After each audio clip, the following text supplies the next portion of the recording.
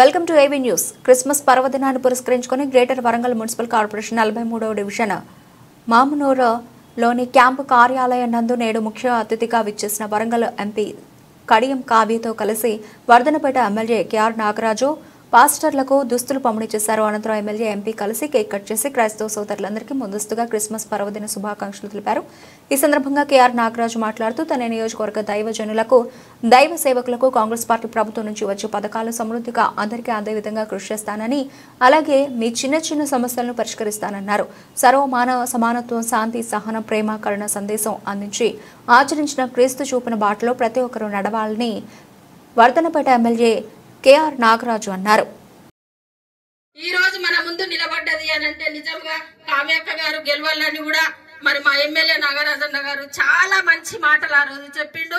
కావ్యక్కను గెలిపించుకుంటే మనకు చాలా డాక్టర్ అంటే మనకి ఇప్పుడు ఒక ఎంపీగా వచ్చిందంటే ప్రతి ఒక్కటి క్రీస్తు శకం క్రీస్తు పూర్వం అనే రెండు తీసుకుంటారు సైంటిఫిక్ గా కూడా. సో అంత గొప్ప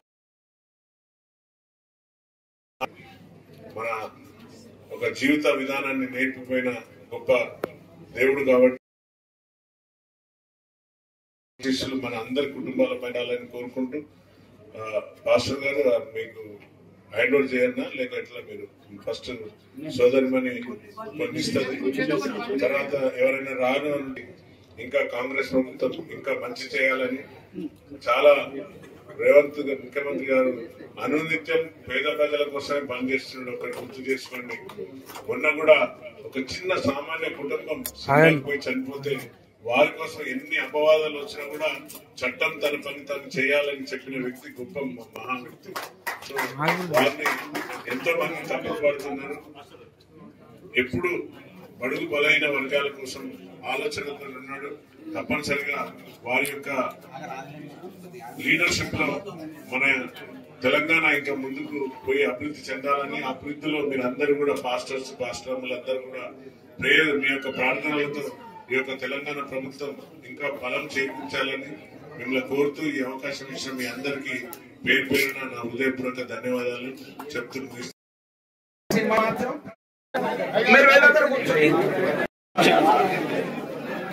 ఇద్దరు మాత్రమే.